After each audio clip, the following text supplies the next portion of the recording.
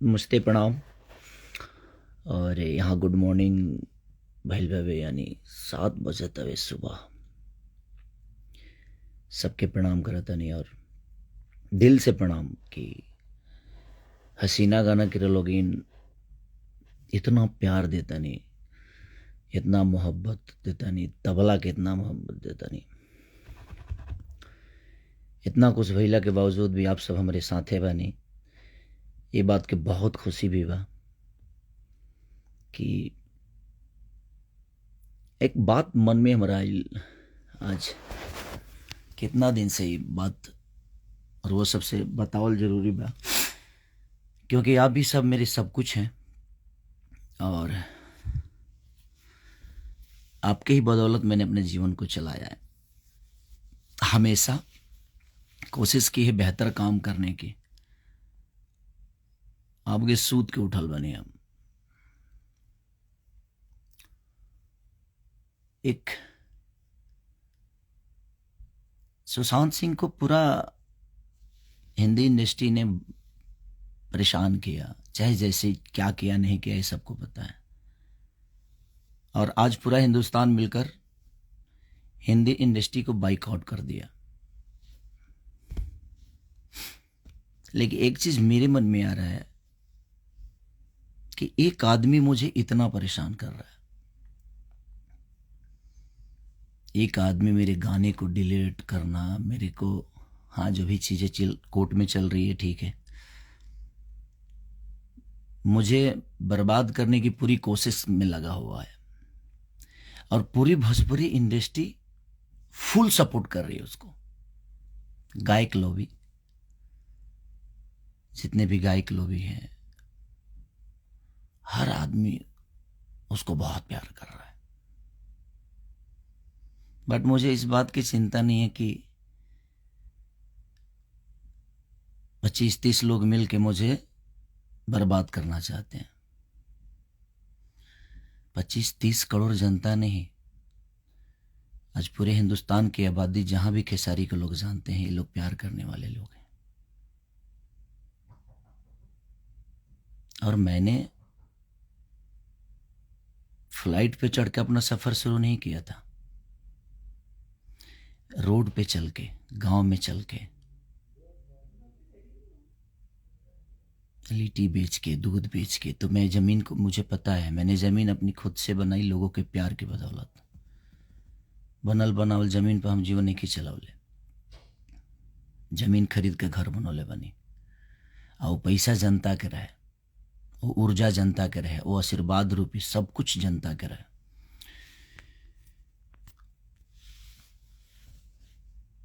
कुछ लोग के लागत तक लोग उखाड़ के फेंक दिए हमरा के। तो तू लोग आज तक ले का उखड़ले बड़ा आ का उखड़बा, ये जनतो जानता, हम हो जानता नहीं। बट एक चीज के दुख जरूर बा कि आखिर एक ही आदमी से इतना नफरत का है बा भाई। तरह लोग के लागत है कि तरह लोग के नफरत के लासे, तरह लोग के केहू के सपोर्ट करके खेसारी को उखाड़े खाती हर आदमी एक ही आदमी के सपोर्ट में बा। वो कभी उखाड़िए देवे के बता, तू लोग हमार का उखाड़ब, तरह लोग के पता बा, आई हमरो पता बा, आई जानता तो बिल्कुल जाना था। आज तक ले तो उखाड़ते बड़ा लो, तू लोग ना उखाड़ पावला लो, आ ना उखाड़ पाइबा लो। आ कुछ यूट्यूबर भाई लोग बा हमार, कुछ लोग बा, भादो के बेंग हई हम भादो के बेंग ना हई कि सावन में बाढ़ आइला, भादो में बाप रे ऐसन बाढ़े ना देखले रहने। हमारा आदत बा।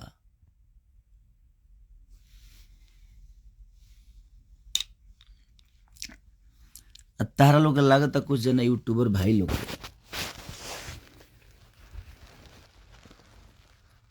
कि माइक लेके रूम में बैठ के कुछ बोलत रहो। जिंदगी में मेहनत करना सीखो बाबू, मेहनत।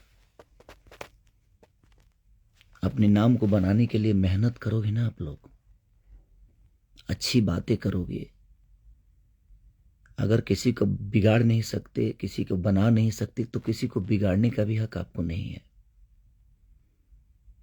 भादो के बैंक खनी सब जना मेडराइल बड़ा, ठीक बात नहीं है। जकर तारीफ करे के बाद तो लोग कह रहा, लेकिन केहू के नीचा गिरा के अपना बेटा के जियावो तरलो तो जियावल होला, तो केहू के बेटा के गोली मार के जियावल अपना बेटा के। जिंदगी में आप किसी के काम को नीचा दिखा के, किसी को बुरा बोल के किसी को बड़ा बनाओगे, मत बनाओ। भाई हो आप भी, सब लोगों को बोल रहे हैं, किसी को नीचा दिखा कर किसी को बड़ा मत बनाओ। हाँ, उसके काम को देखो, उसकी चीजों को देखो, आपको अच्छा नहीं लग रहा है तो प्रतिक्रिया दो।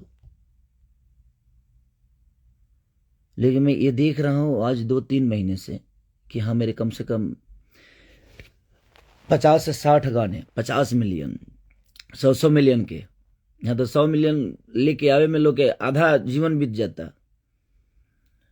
हमारे 100 मिलियन के गाना डिलीट हो गई, 100 मिलियन के गाना बंद हो गई, ओकरा बावजूदो महंगा खड़ा बानी। तार लोग के का लगता कि जे हमारे के बर्बाद करे के चाहता पूरा भोजपुरी इंडस्ट्री, ओकरे के सपोर्ट करता है? तो तार लोग का लगता तू हमारे के उखाड़ देब? उखाड़िए दलो तू हमारे के का अभिमन्यु बुझत रह? हम अभिमन्यु ना है, कृष्ण है। हमारे के उखाड़े में तर लोग टाइम लगी, ऐसे की तरह 25 जना 30 जना से हमारे कुछ उखड़े वाला नहीं खे। यहाँ करोड़ों जनता खेसारी के प्यार करला, करोड़ों के मोहब्बत में रही ले। हम आज एक बाप के बेटा ना ही, करोड़ों बाप के बेटा हैं, करोड़ों माई के बेटा हैं, करोड़ों के भाई हैं, करोड़ों बहिनन के भाई हैं। तो तारा लोग के बस के बानी हम नईखी भाई। 2008 से गावत तनी, 2011 से एक्टिंग करत तनी।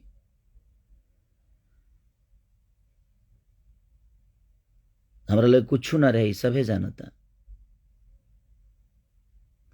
तू लोग सब जना सपोर्टी करके उखाड़ के देखा एक बार, जरा पर जनता के प्यार होला। और हम केकरा खाती करत नहीं, खाली अपना खाती। हम अपना भाषा के भी एगो बेटा हैं, अपना भाषा के लोगन के सम्मान हैं।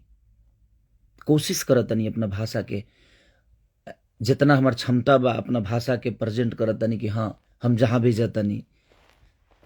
आज लंदन भी आयल बनी तो अपनी भाषा खाती आयल बनी। हम ईमानदार हैं, अपना काम खाती, अपना भाषा खाती, अपना लोगन खाती, अपना बीवी बच्चा खाती, अपना माँ बाप खाती, अपना समाज खाती, अपना संगीत खाती। हम ईमानदार हैं कि हमेशा हर वक्त सूत के उठ के जाग के 24 घंटा मेहनत करके खाली एक ही को काम आवेला, हमके काम करे के आवेला, हमारा काम आवेला। हम काम करे के कोशिश करी ले, जे बेहतर करे के कोशिश करी।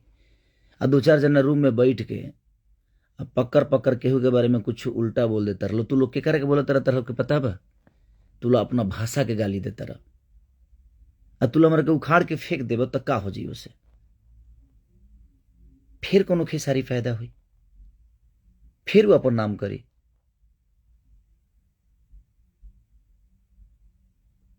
हम सुशांत सिंह ना नहीं हो, पागल हो सका रे मर्दे हैं?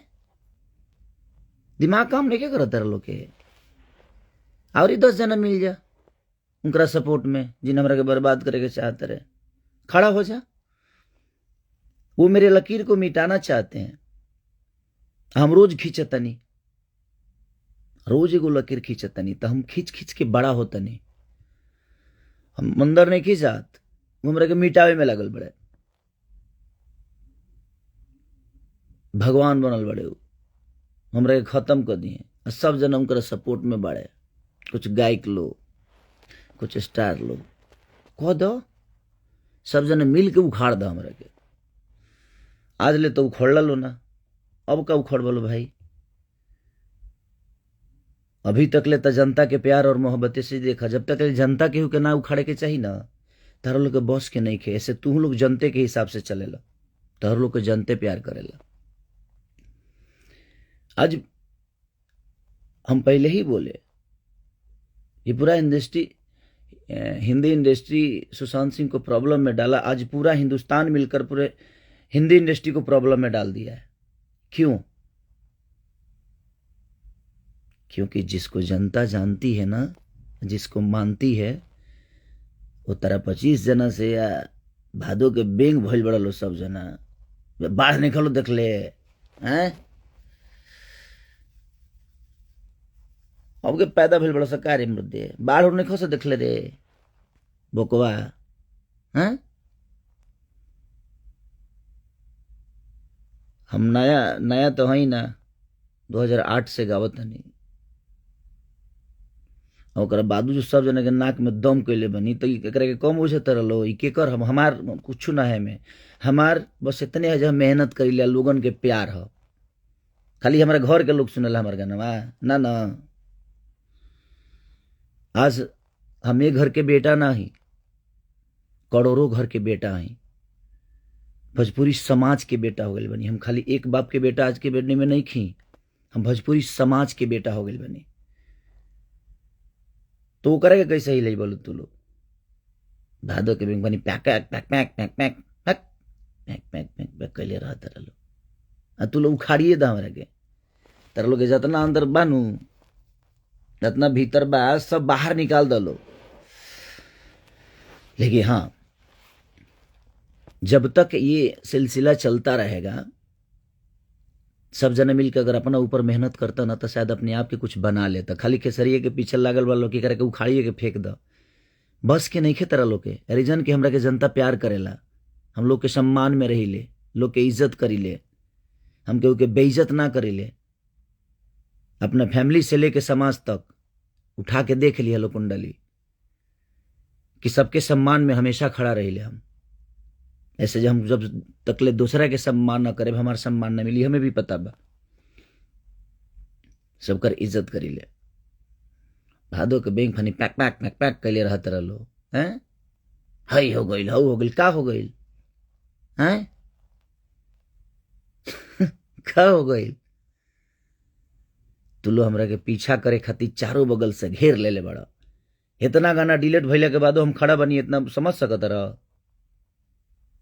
तू लो समझते हो खूब जी। इतना कुछ भइला के बाद जो उन्होंने 20 गो गाना रिलीज करत ला, वो महीना में आज 10 गो करता। ओकरा बादो तू लो रोक नहीं खप पावत। कहाँ कहाँ से रोक बोलो भाई हैं? हमारे मेहनत के रोक दे बोलो। सब जने मिलिए के का उखाड़ ले लो बस के बाद। जेकर के जनता प्यार करेला ना, ओकरा के केहू उखाड़ ना पाई, धरती के केहू ना। जवना वृक्ष में भगवान के पानी पड़ता, ओकरा के हिला के सुखावला के तहरा लोग के बस के नहीं खे, हम सुखबे ना करब। ऐसे जो लोगन के पता बा, भगवान के भी पता बा कि ये एगो पॉइंट बा जे भोजपुरी के कुछ कुछ फल दियो देता, न तो मैं लोग सुखा ही में लागल बा कि ना सुखा दो। एगो बेटा पैदा होत नहीं खे, तले जौन पौधा भइल बा ओकरा के मुआ दो। ये ना, एगो बेटा पैदा कर लो तब समझ में ना आई। ओकरा खातिर क्षमता चाहिए। एक कलाकार, एक भाषा का कलाकार कैसे पैदा होता है, उसके स्ट्रगल को आप लोग नहीं देखते, उसको खत्म करने पे लग जाते हो हैं? एक भाषा का बेटा कितना मेहनत करके पैदा होता है, एक समाज के लिए, एक भाषा के लिए, एक भाषा के गरिमा के लिए, अपनी चीजों के लिए।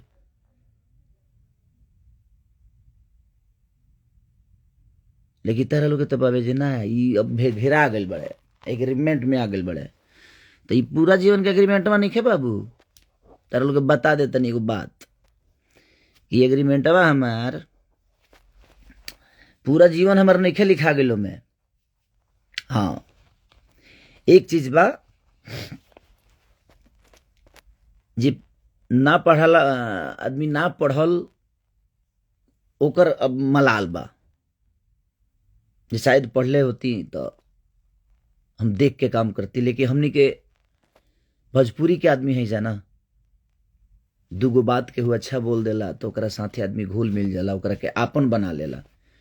आपन बनावे के क्षमता बा हमनी के लगे। अरे कागज पत्र के का मतलब बवे? कागज पत्र कोनो मतलब थोड़ी होला। आज 3 महीना 4 महीना से इतना सारा गाना डिलीट 100 मिलियन के, लोग तो एडो लगा के 100 मिलियन नहीं कर पावत। खेसारी के लोग के प्यार से 100 मिलियन हो जाता। अब कई सारा गाना 100 मिलियन 50 मिलियन के हमारा डिलीट हो गई यूट्यूब से।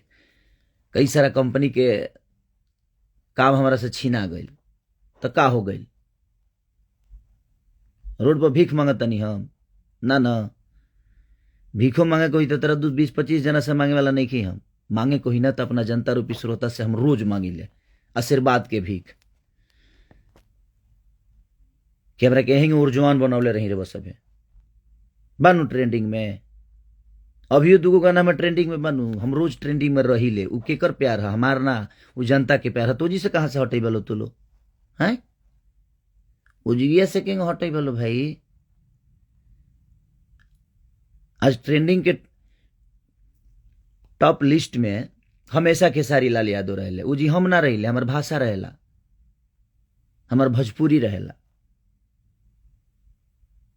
इतना निमन निमन लोग गावते बा, आवाजे सबकर निमने बा, सब कुछ बढ़ले बा। ओकरा बादो टॉप 10 में खेसारी लाल 7 साल से 8 साल से लगातारे रहेले। चाहे वर्ल्ड सर्चिंग होखे, अच्छा इंडिया के सर्चिंग होंगे, उ के कर देना भोजपुरी न रहेला, हम थोड़ी रहिले। तो जी से कहेंगे उखाड़ के फेंकवा से भाई। कहाँ से भादो के बैंक हनी पैक पैक पैक के से बाद गाना बजल नहीं खबर देख ले तू लो। पागल हो गए बड़ा लो। हाँ सब जना मिलकर 3 महीने से का उखाड़ देला हमार। अभी खेसारी एग्रीमेंट में फंस गए बड़े, अभी का बर्बाद करे में टाइम ना लगी। कर बोलो बर्बाद, तारा लोग के बस के बात बा। हम फ्लाइट पर चढ़ के सफर शुरू कैले रहनी ना, पहने के चप्पलों ना रहे हमरा लगे। आज जूता के हम ब्रांड एम्बेसडर हैं। चप्पल पहने के ना रहे, जूता के ब्रांडिंग करी हम। अब सोच लो, तेरा 25 जना के दिन है। सब कलाकार से लेके कुछ यूट्यूबर लोग बुझाते जे बाप रे बाप अभी खत्म करके दम माने खत्मे कर देवे के। अरे जा बुर्बक कहीं के, जितना तू लोग ऊर्जा हमरा के खत्म करे में लगाओ तरह, उतना सब जना मिल के अपना अपना जीवन खातिर लगा देता तो शायद कुछ भला हो जाए तरह लोग के। लेकिन बस के नहीं के तरह लोग के, ऐसे मेहनते ना हुई। मेहनत हुई तब नू ना हुई। मेहनत करे के पड़ेला। लोग के प्यार पावे खातिर, आशीर्वादों लेवे खातिर झुके के पड़ेला। तारा लोग के तो आशीर्वाद लेवे आई ना। ऐसे तू लोग तारा लोग हाँ हाँ कर बोलो, तू जीवन में माइक लेके पकड़ पकड़ करत रह बोलो कुछ है, पर कौनो बात ना। हम देखा तनी कि का तू लोग उखाड़ेला हमार। हम यही जी बानी। भगवान रूपी जनता भी देखता जे हर आदमी मिल के खेसारी के घेर ले लेवे एकदम। महाभारत ना है, कलयुग है।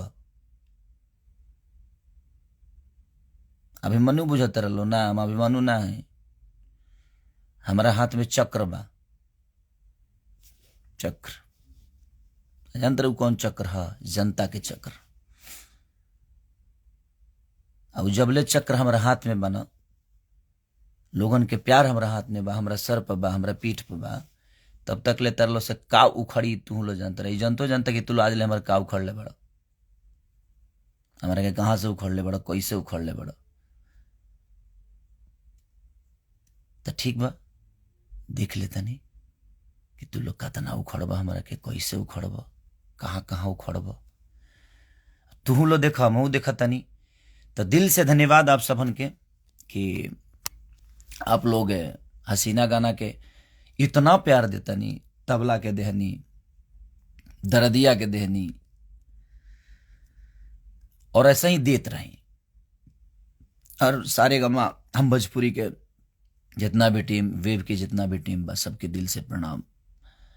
सारे गमा पर जो गाना रिलीज भेल बा, छोटू यादव गाना लिख ले बड़े, हमारे शुभम तिवारी जी कंपोजिंग के लिए बनी। और यामिनी सिंह जी बड़े ऊर्जवान हैं, वो बड़ी मेहनती हैं। हम पहली बार काम के नहीं यामिनी सिंह के साथ, लेकिन बहुत मेहनती बड़ी हो। तो ऐसे ही प्यार आशीर्वाद करो कि दी बद्री झा से लेके जितना भी टीम के लोग बा, सबके दिल से प्रणाम। और ये शुभकामना रही कि रो लोग स्वस्थ रही, मस्त रही, आए लोग के करे दी। ये 25-30 जन जन कलाकार से लेके यूट्यूबर लोग बा, तू लोग काम करो, बाकी इंडस्ट्री से भी उनका सपोर्ट में खड़ा कर दो बड़का भैया के, जिन्हें हमरा के बर्बाद करे के चाहता रहे। और बादो तू लोग उखाड़ लो, हमार जहां जहां से उखाड़े के बा सब उखाड़ दलो। भादो के बैंक फनी पैक पैक पैक पैक मत कर लो, मेहनतों के सीख लो।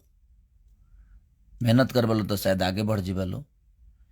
किसी की बुराई करने के लिए उतनी क्षमता होनी चाहिए आपके अंदर। आप मेहनत करिए,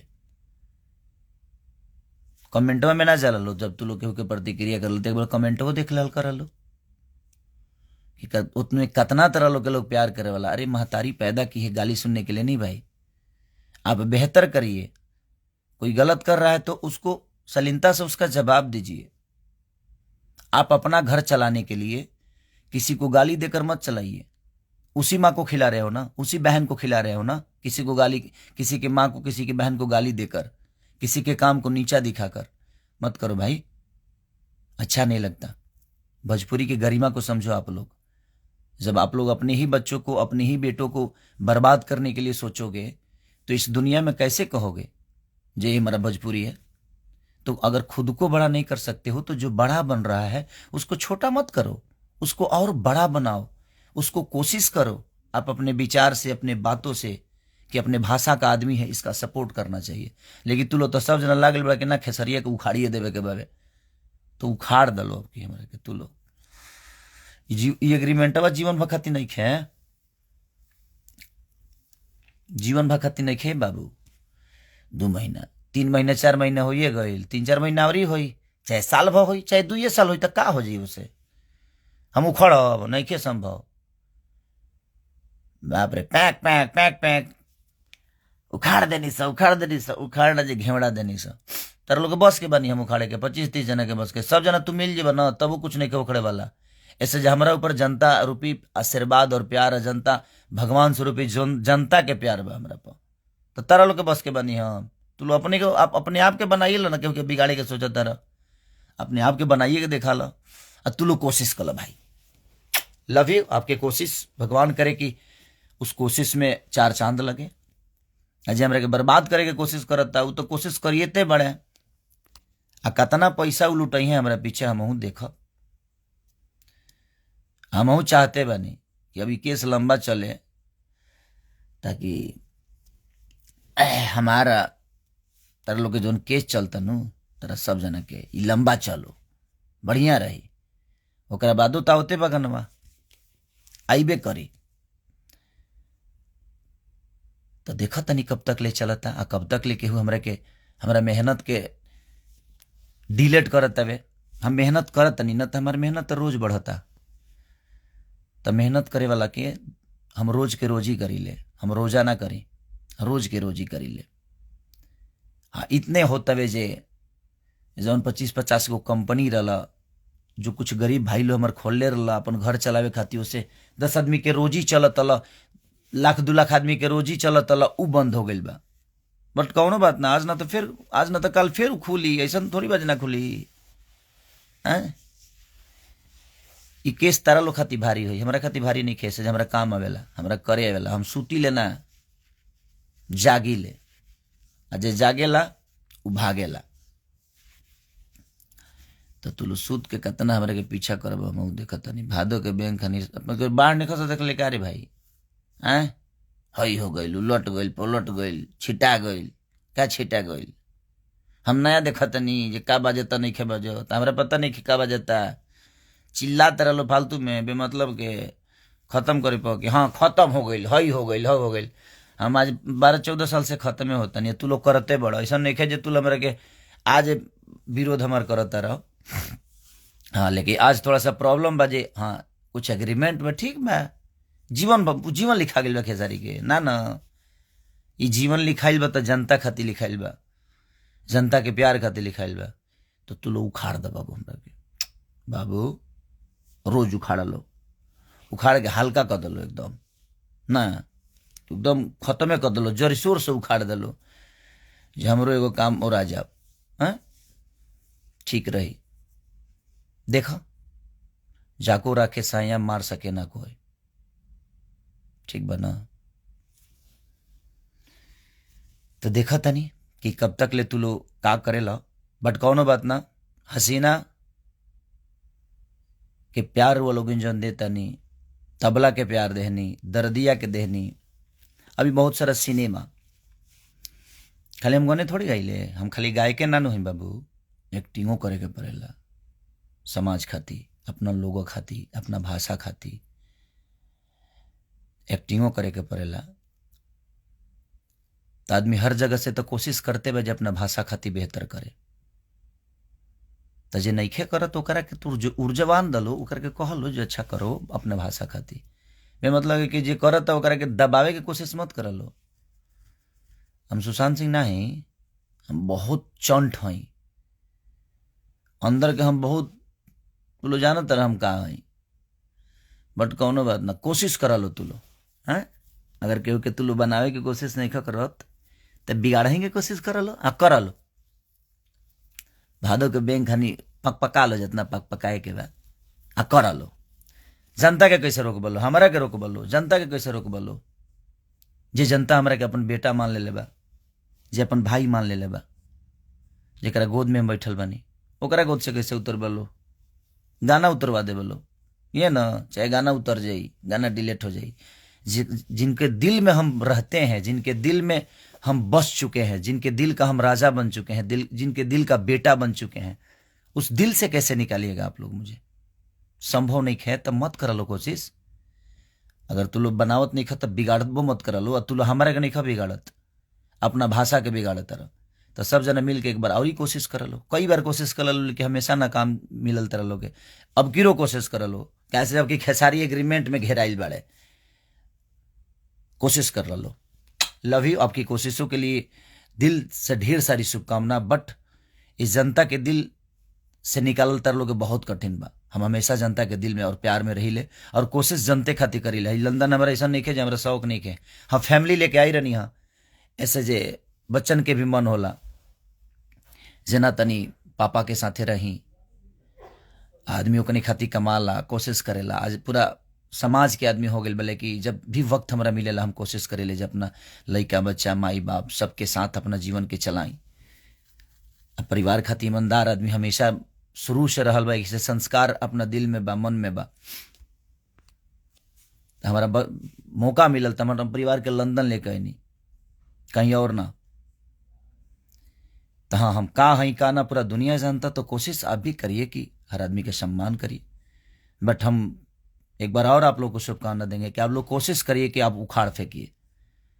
सब लोग उनका सपोर्ट करके आप एक बार कोशिश करिए। जे आप लोग क्या कर सकते हैं, ये दिनवा हमारे पहल बा तू लोग भुला जा कि खाली हमारे पहल बा, पारा पारी सबका ऊपर आई।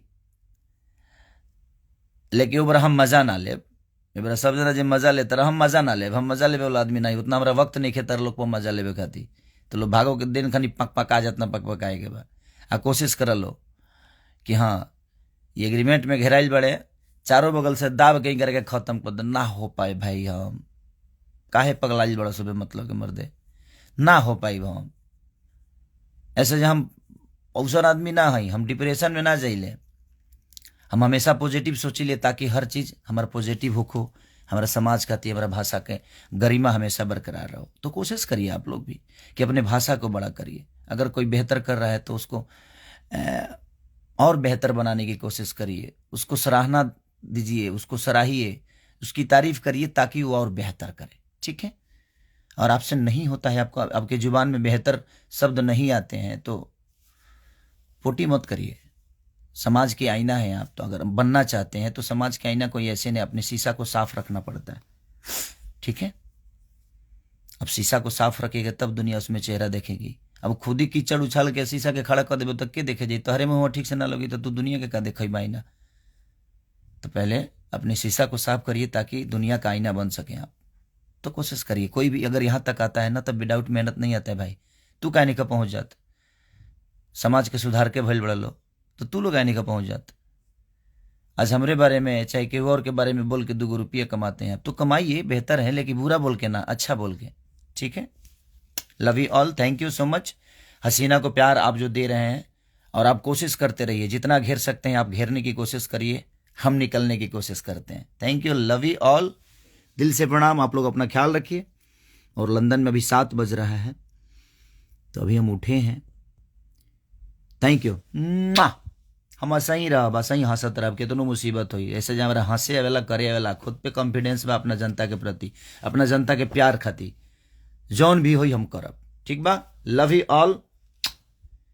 लगे दिल न बा ए हसीना, तहरा सीना में लगे। Thank you, love you all.